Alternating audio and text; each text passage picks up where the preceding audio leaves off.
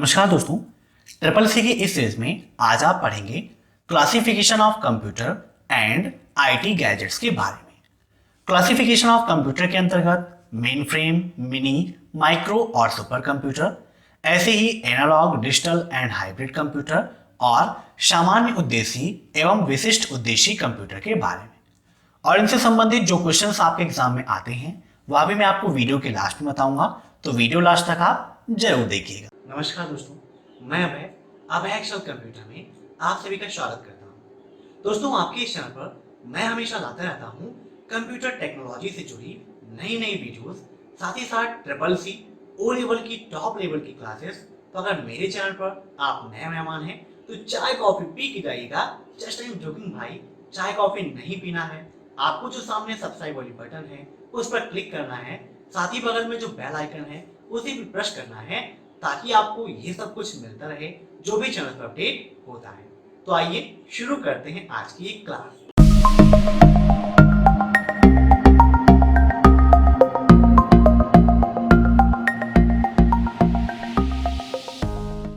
दोस्तों, classification of computer को देखें तो कंप्यूटर का वर्गीकरण 3 आधार पर किया गया है। कौन कौन से? उद्देश्य के आधार पर, कार्य पद्धति के आधार पर तथा आकार एवं कार्य के आधार पर। तो सबसे पहले हम देखते हैं आकार और कार्य के आधार पर कंप्यूटर का वर्गीकरण।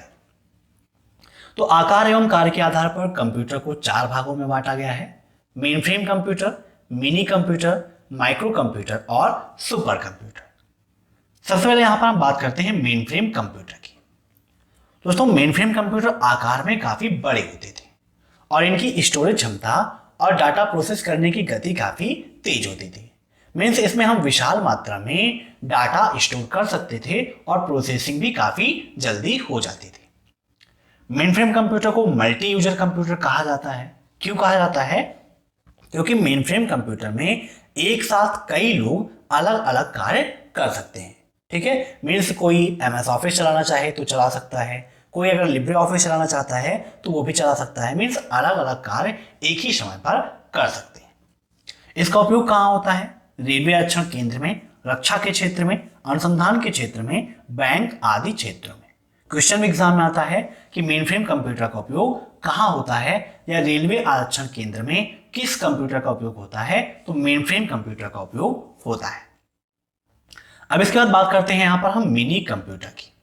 तो मिनी कंप्यूटर आकार में मेन फ्रेम कंप्यूटर से छोटे और माइक्रो कंप्यूटर से बड़े होते हैं। एक क्वेश्चन एग्जाम में आता है कि सबसे छोटे आकार के कंप्यूटर कौन से हैं? तो देखिए, मिनी कंप्यूटर क्या है? माइक्रो कंप्यूटर से बड़ा होता है, इसीलिए मिनी कंप्यूटर आकार में सबसे छोटा नहीं होता है। इस चीज को आप याद रखिएगा, क्योंकि लोग देखते हैं मिनी मीन्स छोटा, तो छोटा कौन सा होगा? मिनी को टिक कर देते हैं, लेकिन ऐसा नहीं है। मिनी कंप्यूटर माइक्रो से बड़ा होता है। इसका आविष्कार 1965 में DEC नामक कंपनी ने किया था। क्वेश्चन भी आता है कि मिनी कंप्यूटर का आविष्कार कब हुआ? तो 1965 में हुआ था। इसमें एक से अधिक माइक्रो प्रोसेसर का प्रयोग किया जाता है और इनकी संग्रहण क्षमता और गति अधिक होती है। मीन्स मेन फ्रेम कंप्यूटर की अपेक्षा इसमें अधिक मात्रा में हम डाटा स्टोर कर सकते हैं और प्रोसेसिंग स्पीड भी उसकी तुलना में काफी तेज होती है। इसमें एक साथ 250 लोग कार्य कर सकते हैं। क्वेश्चन भी आ सकता है कि मिनी कंप्यूटर में एक साथ कितने लोग कार्य कर सकते हैं? तो 250 पर्सन। ठीक है, अब इसके बाद बात करते हैं हम माइक्रो कंप्यूटर की। दोस्तों, माइक्रो कंप्यूटर का विकास 1970 में हुआ था। अगर प्रीवियस क्लासेस आपने देखी हैं तो वहां पर मैंने आपको बताया था माइक्रो प्रोसेसर के बारे में। पहला माइक्रो प्रोसेसर कौन सा है? तो इंटेल 4004 है पहला माइक्रो प्रोसेसर, जिसका निर्माण 1970 में हुआ था। चूंकि कंप्यूटर में माइक्रो प्रोसेसर का उपयोग किया गया, इसीलिए माइक्रो कंप्यूटर इसको कहा जाता है। और माइक्रो प्रोसेसर का उपयोग करने की वजह से कंप्यूटर के आकार छोटे होने लगे, नहीं उसके पहले कंप्यूटर के आकार काफी बड़े होते थे। तो इसका विकास किसने किया? IBM कंपनी ने किया। क्योंकि IBM कंपनी ने माइक्रो कंप्यूटर का आविष्कार किया था, इसीलिए इन्होंने क्या किया कि कम लागत में इसको लॉन्च कर दिया। यह काफी छोटे भी होते थे, इसकी लागत भी कम होती थी और ये सिंगल यूजर कंप्यूटर है। मीन्स एक बार में एक ही लोग इस पर काम कर सकते हैं, कई सारे लोग एक साथ कार्य नहीं कर सकते हैं। एग्जाम्पल के तौर पर देखें तो personal computer, laptop computer, notebook computer, tablet computer, smartphone micro computer के ही विभिन्न रूप हैं। ठीक है, तो क्वेश्चन भी आ सकता है कि लैपटॉप कंप्यूटर किसके अंतर्गत आता है, तो माइक्रो कंप्यूटर के अंतर्गत ही आता है। अब यहां पर बात करते हैं हम सुपर कंप्यूटर की। दोस्तों सुपर कंप्यूटर अत्यधिक तीव्र प्रोसेसिंग शक्ति और विशाल भंडारण क्षमता वाले होते हैं। मीन्स इसकी जो कैपेसिटी है स्टोरेज की वो बहुत ही ज्यादा होती है, सभी की तुलना में सबसे ज्यादा होती है सुपर कंप्यूटर की, और इसकी स्पीड भी बहुत ज्यादा होती है। मीन्स पलक झपकते सारे काम इसके द्वारा हो जाते हैं। सुपर कंप्यूटर का निर्माण उच्च क्षमता वाले हजारों माइक्रो प्रोसेसरों को एक साथ समांतर क्रम में जोड़कर किया जाता है। जहां पर माइक्रो कंप्यूटर के अंतर्गत एक दो माइक्रो प्रोसेसर का उपयोग होता था, वहीं सुपर कंप्यूटर के अंतर्गत हजारों माइक्रो प्रोसेसर का उपयोग एक समांतर क्रम में किया जाता है। तो आप खुद सोच सकते हैं कहां पर एक और कहां पर हजार। सुपर कंप्यूटर के प्रोसेसिंग स्पीड की गणना FLPS में की जाती है। क्वेश्चन भी आ सकता है सुपर कंप्यूटर के प्रोसेसिंग स्पीड की गणना किसमें की जाती है, तो FLPS में इसकी गणना की जाती है। विश्व के प्रथम कंप्यूटर का निर्माण अमेरिका के क्रे रिसर्च कंपनी ने किया था। मीन्स पहला सुपर कंप्यूटर किसने बनाया था, अमेरिका के क्रे रिसर्च कंपनी ने, जिसकी स्थापना किसने की थी, साई मरकरी ने। ठीक है, इसीलिए साइमा क्रे को सुपर कंप्यूटर का जन्मदाता भी कहा जाता है। अब यहां पर देख लें तो पहला भारतीय सुपर कंप्यूटर फ्लो सॉल्वर है। अब यहां पर बहुत सारे लोगों का कमेंट आएगा कि सर परम पहला सुपर कंप्यूटर है।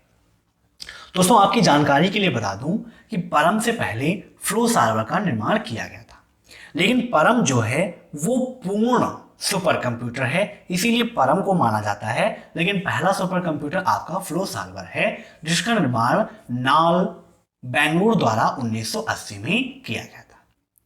भारत में परम सीरीज के सुपर कंप्यूटर का निर्माण CDAC द्वारा किया गया। क्वेश्चन में पूछाता है कि परम सीरीज के सुपर कंप्यूटर का निर्माण किसके द्वारा किया गया, तो CDAC के द्वारा किया गया था। तो नोट कर लीजिएगा, आपके लिए काफी इंपॉर्टेंट है।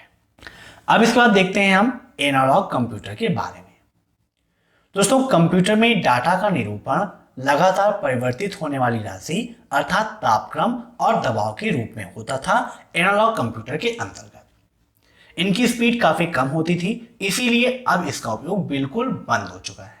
एग्जाम्पल के तौर पर देखें तो एक साधारण घड़ी वाहन, गति meter, volt meter analogue computer के उदाहरण है, लेकिन अभी भी एग्जाम में इससे क्वेश्चंस आते हैं। इसके बाद बात आती है डिजिटल कंप्यूटर की। तो डिजिटल कंप्यूटर इलेक्ट्रॉनिक संकेतों पर चलते हैं और इसमें गणना के लिए बाइनरी सिस्टम का उपयोग होता है। कंप्यूटर बाइनरी नंबर को समझता है, मीन्स 0 और 1 को समझता है। इसकी स्पीड काफी तेज होती है। चूंकि कंप्यूटर बाइनरी अंक को समझता है, तो यह क्या करता है कि इनपुट किए गए डेटा और प्रोग्राम को 0 और 1 में कन्वर्ट करके इन्हें इलेक्ट्रॉनिक रूप में प्रयोग करते हैं। ठीक है, अब इसके बाद बात आती है हाइब्रिड कंप्यूटर की। दोस्तों डिजिटल और एनालॉग इन दोनों का मिश्रण रूप होता है हाइब्रिड कंप्यूटर। हाइब्रिड का मतलब ही होता है मिश्रित एक हिसाब से। ठीक है, तो इसमें क्या किया जाता है कि गणना प्रोसेसिंग के लिए डिजिटल कंप्यूटर का और इनपुट आउटपुट के रूप में एनालॉग कंप्यूटर का उपयोग किया जाता है। क्वेश्चन भी आता है कि हाइब्रिड कंप्यूटर में गणना प्रोसेसिंग के लिए किस कंप्यूटर का उपयोग किया जाता है, तो किसका उपयोग करते हैं, डिजिटल कंप्यूटर का। वहीं पर इनपुट और आउटपुट के लिए एनालॉग का उपयोग किया जाता है। अब इसके बाद बात आती है उद्देश्य के आधार पर।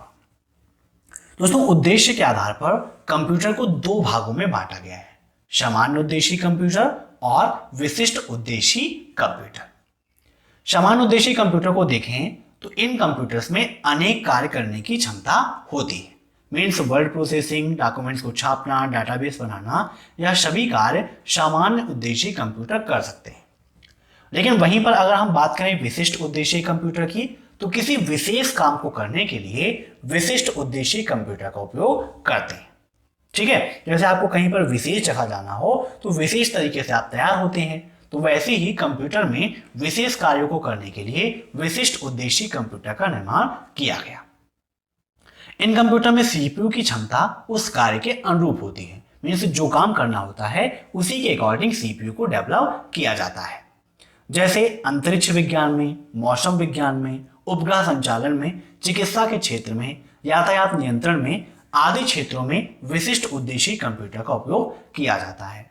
अब यहां से CCC लेवल में क्वेश्चन भी पूछे जा सकते हैं कि अंतरिक्ष के क्षेत्र में किस कंप्यूटर का उपयोग किया जाता है, तो विशिष्ट उद्देश्यीय कंप्यूटर का उपयोग किया जाता है। ठीक है, ऐसे ही मौसम विज्ञान, उपग्रह संचालन से भी क्वेश्चन पूछे जा सकते हैं। अब इसके बाद यहां पर हम बात करते हैं IT गैजेट्स और उनके प्रयोग में। एक नया टॉपिक ऐड हुआ है, IT गैजेट्स और उनके प्रयोग।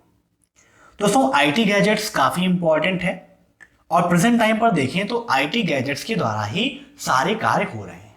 ठीक है, जैसे आप टेलीविजन देखते हैं, सेलफोन देखते हैं, पर्सनल कंप्यूटर, टैबलेट, ये सभी IT गैजेट्स के अंतर्गत ही आते हैं।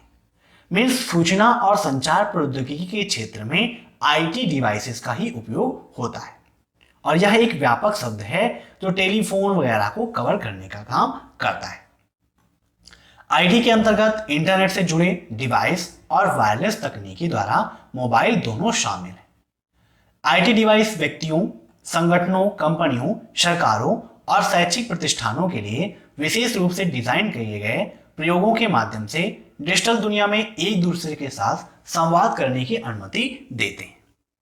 जैसे यहां पर आप बैठे हुए हैं अपने घरों में और मैं हूं अपने घर में, लेकिन यहां पर आप ऑनलाइन स्टडी कर रहे हैं, एक दूसरे के साथ संवाद स्थापित कर सकते हैं। आप व्हाट्सएप का यूज करते हैं, व्हाट्सएप के द्वारा एक दूसरे से संवाद करते हैं। फेसबुक है, बहुत सारे सोशल मीडिया प्लेटफॉर्म हैं जहां पर आप आपस में संवाद करते हैं। या आपकी कोई कंपनी है तो कंपनी में बहुत सारी चीजों का उपयोग होता है जिसके द्वारा आसानी से हम अपने प्रोडक्ट्स को दूसरे को समझा सकते हैं। इसकी परिभाषा में हम देखें तो लैंडलाइन, फोन, रेडियो और प्रसारण टीवी, ये सभी उपकरण IT गैजेट्स के अंतर्गत ही आते हैं। अब देखें यूज ऑफ IT गैजेट्स, तो ये बातचीत को सरल बनाते हैं। ICT का उपयोग डिजिटल दुनिया में व्यक्तिगत एक दूसरे के साथ संवाद स्थापित करने के लिए आसान व बेहतर साधन है। पहले के दिनों में क्या था कि बातचीत करना काफी कठिन था। अगर कोई व्यक्ति दूर है तो उसे हमें पत्र लिखना पड़ता था। कभी कभी उस पत्र को पहुंचने में महीनों लग जाते थे और कभी कभी वह पत्र नहीं पहुंचता है। लेकिन वर्तमान समय में हम किसी से बिना मिले हुए उससे बात कर सकते हैं। ठीक है, यह कार्य काफी अद्भुत है। आप दुनिया के किसी भी कोने में बैठे हुए किसी भी व्यक्ति से कभी भी बात कर सकते हैं, उसे आप कॉल कर सकते हैं। अब तो कॉल करने की भी जरूरत नहीं है, व्हाट्सएप, फेसबुक, ट्विटर, कहीं से भी आप उसे मैसेज कर सकते हो और आसानी से पूरी बात कर सकते हो। ठीक है, दूसरा है यह कंपनियों को बढ़ाने में मदद करता है। व्यापार की दुनिया में कंपनी और व्यक्तियों के बीच में अधिक सरल संबंध बनाने की अनुमति देता है। कौन? IT gadgets. डेटा भंडारण के लिए नए नए तरीकों के कारण कंपनियों को पैसा बचाता है। मीन्स IT गैजेट्स क्या है, बहुत सारे क्लाउड्स हमें प्रदान करता है जिसके द्वारा हमें स्टोर करने के लिए अन्य चीजों का उपयोग नहीं करना पड़ता है, जिसके द्वारा हमें पैसे बच जाते हैं। तो इसका उपयोग करने से काफी अत्यधिक सुधार हुआ है और काफी अच्छी सर्विस भी हमें मिल जाती है। यह हमें हर जगह सब कुछ करने की अनुमति देता है। नेक्स्ट पॉइंट है, मीन्स पहले क्या है, जैसे कि आप पढ़ने के लिए लाइब्रेरी जाते थे या किसी जानकार व्यक्ति से मिलते थे या हमें किसी से मिलना है तो उसके पास हमें जाना पड़ता था। लेकिन अब क्या है, ये वीडियो कॉलिंग के जरिए आप किसी को देख सकते हो, आसानी से बात कर सकते हो। इंटरनेट पर बहुत सारी वेबसाइट्स आप पढ़ के देखते हैं जिनका उपयोग आप करते हैं। इस पे अगर चाहें तो आप अपना ज्ञान भी दे सकते हैं, मीन्स अपना कंटेंट इस पे आप लिख सकते हैं। मीन्स इन सभी का उपयोग करके हम अपने जीवन को सरल बना सकते हैं। अभी अगर हमारा गाना सुनने का मन है तो आप सॉन्ग सुन सकते हैं, वीडियो देखने का मन है वीडियो देख सकते हो, गेम खेलना है गेम खेल सकते हो। मीन्स जो काम आप करना चाहो बैठे बैठे इंटरनेट के उपयोग के द्वारा आसानी से आप वो काम कर सकते हो, कहीं पर भी आपको जाने आने की जरूरत नहीं है। नेक्स्ट है, यह हमारी प्रभावशीलता को बढ़ाते हैं। जैसा कि मैंने आपको बताया था कि पहले कोई भी संवाद करना है तो संदेश या पत्र को हम भेजते थे। संदेश या पत्र को गंतव्य तक पहुंचने में कई दिन कई सप्ताह लग जाते थे। लेकिन जब से IT गैजेट्स का प्रयोग होने लगा है तब से सूचना पहुंचना बिल्कुल आसान हो गया है। जैसे शादी के कार्ड देखें तो पहले लोग शादी के कार्ड लेकर उनके घर तक जाते थे, लेकिन अब क्या है, व्हाट्सएप से फोटो उनको भेज दी और निमंत्रण पहुंच गया। और पहले क्या था कि कोई जानकारी हमें लेनी है तो हम लाइब्रेरी में जाते थे या किसी ऐसे व्यक्ति से हमें मिलना पड़ता था जिसके पास जानकारी हो, मीन्स किसी ज्ञानी पुरुष से हमें मिलना पड़ता था। लेकिन अब ज्ञानी पुरुष तो हमारी जेब में है मीन्स मोबाइल में बैठे हुए गूगल बाबा। गूगल से आप सर्च करिए और सारी जानकारी आप ले सकते हो। नेक्स्ट पॉइंट है, वह जगह को बचाने में मदद करते हैं। पहले आप कंप्यूटर्स का उपयोग करते थे, टीवी का उपयोग करते थे, तो उनका आकार काफी बड़ा होता था। और प्रेजेंट टाइम पर जहां पर लोगों के पास रहने की कमी है, मीन्स जगह की बहुत ही ज्यादा कमी है। पूर्व में सेलफोन भी आप देखते थे काफी बड़े आकार के होते थे, अब तो इतने छोटे छोटे होते हैं, लैपटॉप इतने छोटे हैं कि आप पॉकेट में रखकर जा सकते हो, या लैपटॉप है उसे आप बैग में भरिए, कहीं पर भी लेकर जाइए और कहीं पर उपयोग करिए, ठीक है। लेकिन पहला ऐसे नहीं होता था, तो यह सब कुछ संभव हुआ है आईटी गैजेट्स के द्वारा ही। नेक्स्ट पॉइंट है, यह हमारा मनोरंजन करते हैं। आज मनोरंजन के सभी साधन उपलब्ध हैं। आईटी गैजेट्स का उपयोग करके मैंने आपको थोड़ी देर पहले बताया था कि आप अपने पीसी पर गेम खेल सकते हैं, टीवी पर अनेक शो देख सकते हैं, यूट्यूब पर आप सैकड़ों वीडियोस देख सकते हैं, जैसे कि अभी आप अपने चैनल अभय एक्सेल कंप्यूटर का वीडियो देख रहे हैं। या आप खुद का भी वीडियो बनाकर वीडियो अपलोड कर सकते हैं। जैसे प्रेजेंट टाइम पर बहुत सारे ऐसे प्लेटफॉर्म हैं जहां पर आप वीडियो अपलोड कर सकते हैं। इंस्टाग्राम है, यूट्यूब है, टिकटॉक है, बहुत सारे प्लेटफॉर्म है जहां पर आप अपना मनोरंजन कर सकते हो और अपनी कलाकारी के द्वारा दूसरों का मनोरंजन भी करा सकते हैं, या कुछ ज्ञान की चीजें हैं तो वो भी आप प्रोवाइड कर सकते हैं। ऐसे ही शिक्षा के क्षेत्र में आईटी का अनुप्रयोग देखें तो प्रेजेंट टाइम पर जो आप काम कर रहे हैं अभी, वह शिक्षा के क्षेत्र में सबसे बड़ा अनुप्रयोग है, मीन्स ऑनलाइन स्टडी। जैसे आप अपने घरों में बैठे हुए हैं और मैं अपने घरों में हूं, लेकिन आप वहां पर स्टडी कर रहे हैं, तो ये सब कुछ संभव हुआ है आईटी गैजेट्स के द्वारा ही। बहुत सारी वेबसाइट्स हैं जहां पर आप आपस में शिक्षक और स्टूडेंट संवाद कर सकते हो और जो भी आपको पूछना है आप टीचर से पूछ सकते हैं। जैसे प्रेजेंट टाइम पर आपके पास यहाँ पर लाइव चैट का ऑप्शन है, तो लाइव चैट का उपयोग आप बात करने के लिए ना करके आसानी से उसे पढ़ने के लिए कर सकते हो, या आपके मन में जो भी टॉपिक से संबंधित कंफ्यूजन है या जो भी क्वेश्चंस है उसे आप आसानी से पूछ सकते हो। बहुत सारी वेबसाइट्स आप विजिट करेंगे जहां पर आपको डिजिटल बुक्स मिल जाती हैं, पीडीएफ से मिल जाती हैं, जिसके द्वारा आप स्टडी कर सकते हो। आपको ना ही मार्केट जाने की जरूरत है, ना ही बुक परचेज करने की जरूरत है, आसानी से आप उसे पढ़ सकते हो। दोस्तों, अगर आप कंप्यूटर प्रोग्रामिंग सीखना चाहते हैं तो मैंने एक नया चैनल स्टार्ट किया है जिसमें आपको प्रोग्रामिंग सिखाऊंगा। डिस्क्रिप्शन में लिंक दी है, उसे आप जरूर सब्सक्राइब करिएगा और कंप्यूटर प्रोग्रामिंग जरूर सीखिएगा। प्रीवियस क्लासेस में जो क्वेश्चंस मैंने आपसे पूछे थे उन क्वेश्चंस का आंसर क्या है, तो पहला क्वेश्चन है बाइनरी सिस्टम का आविष्कार किसने किया था, तो लेडी एडा अगस्टा ने बाइनरी सिस्टम का आविष्कार किया था। और दूसरा क्वेश्चन था पंच कार्ड का आविष्कार किसने किया, तो हरमन हॉलरिथ ने पंच कार्ड का आविष्कार किया था। अब जो टॉपिक मैंने आज डिस्कस किया है उनसे संबंधित कुछ क्वेश्चंस हैं जिनका आपको कमेंट बॉक्स में आंसर देना है, तो आप सभी लोग कमेंट बॉक्स ओपन कर लीजिए और फटाफट उन क्वेश्चंस का आंसर दीजिए। पहला क्वेश्चन है रेलवे आरक्षण केंद्र में किस कंप्यूटर का प्रयोग होता है, मेन फ्रेम, मिनी, सुपर या माइक्रो कंप्यूटर। और दूसरा क्वेश्चन है मिनी कंप्यूटर का आविष्कार कब हुआ, 1950, 1960, 1965 या 1977। दोस्तों, नेक्स्ट क्लास आपके लिए काफी इंपॉर्टेंट है जहां पर आपके साथ हम डिस्कस करेंगे जनरेशन ऑफ कंप्यूटर। कंप्यूटर की पीढ़ी बहुत ही ज्यादा इंपॉर्टेंट है, उससे बहुत सारे क्वेश्चंस आते हैं।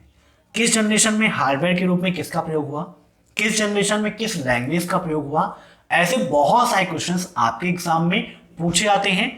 जो भी एग्जाम्स हैं जिनमें कंप्यूटर के क्वेश्चंस आते हैं वहां पर जनरेशन के बहुत सारे क्वेश्चंस अक्सर देखने को मिलते हैं, तो कल की क्लास बिल्कुल भी मिस ना करिएगा। साथ ही साथ अगर आपने प्रीवियस क्लासेस नहीं देखी हैं तो डिस्क्रिप्शन में उसकी लिंक है, वहां से आप देख सकते हैं। इसके अलावा चैनल को विजिट कीजिए, वहां पर CCC complete course in Hindi की प्लेलिस्ट मिल जाएगी, वहां पर सारे वीडियोस मिल जाएंगे, उन्हें भी आप जरूर देखिएगा और कमेंट करके सुझाव जरूर दीजिएगा यह क्लास आपको कैसी लगी और इसमें हमें अभी और क्या सुधार करना चाहिए। दोस्तों, मैं आशा करता हूं कि आपको ये वीडियो पसंद आया होगा। अगर आपको ये वीडियो पसंद आया हो तो वीडियो को लाइक जरूर करिएगा, साथ ही साथ आप कमेंट में अपना सुझाव जरूर दीजिएगा कि आपको ये वीडियो कैसा लगा। Thanks for watching my video. फिर मिलते हैं नेक्स्ट क्लास में, तब तक के लिए बाय बाय।